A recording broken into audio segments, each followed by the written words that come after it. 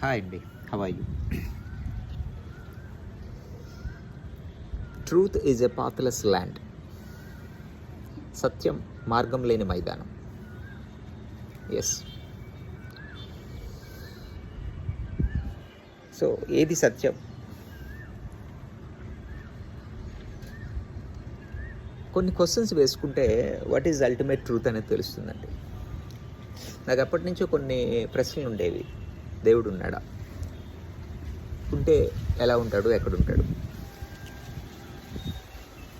మరొక విషయం, దేవుడు మనిషిలానే ఉంటాడా, లేకపోతే మరో రూపంలో ఏదైనా ఉంటాడా?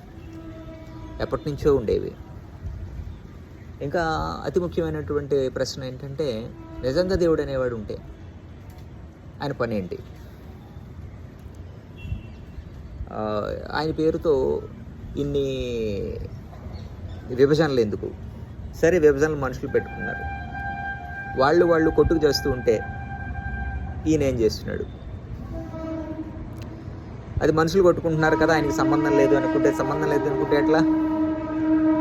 మీ ఇంట్లో అన్నదమ్ములు ఇద్దరు కొట్టుకుంటే, చిన్నపిల్లలు ఇద్దరు కొట్టుకుంటే తల్లిదండ్రులు అనేవాళ్ళు ఖచ్చితంగా ఇంటర్ఫీర్ అవుతారు కదా.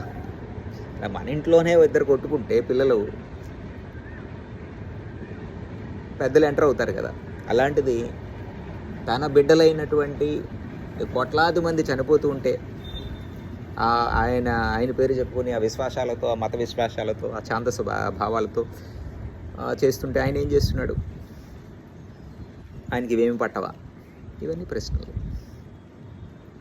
సో మనకెందుకు సార్ ఇవన్నీ? ఏదో జీవనం మనలా మనం వెళ్ళిపోతే సరిపోతుంది కదా అని మనం అనుకోవచ్చు. కాదు, అది ఎక్కడ ఇబ్బంది జరిగినది అందరి మీద పడుతుంది. ప్రపంచంలో ఏ రెండు దేశాల్లో కొట్టుకుంటే మనకెందుకులే అనుకోవడానికి లేదు. వాటి ప్రభావం ప్రపంచం మీద ఉంటుంది, ప్రతి మనిషి మీద ఉంటుంది, ప్రతి జీవి మీద ఉంటుంది.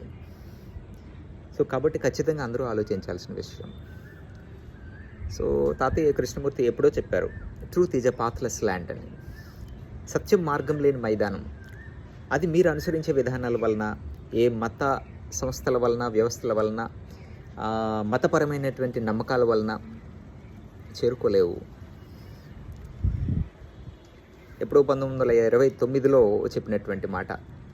ఆయన కేవలం ఒక్క క్షణంలో $1 బిలియన్ ఆస్తిని వదిలేశాడండి పూర్తిగా ఈ ఒక్క మాట కోసం. తారా సంస్థ అని చెప్పేసి సంస్థను మొత్తం ఆయన తీసేశారు మొత్తం రక్షణంలో. ఎందుకంటే ఆయనకు తెలుసు truth is a pathless land. ఎంతమంది అనుసరిస్తారు?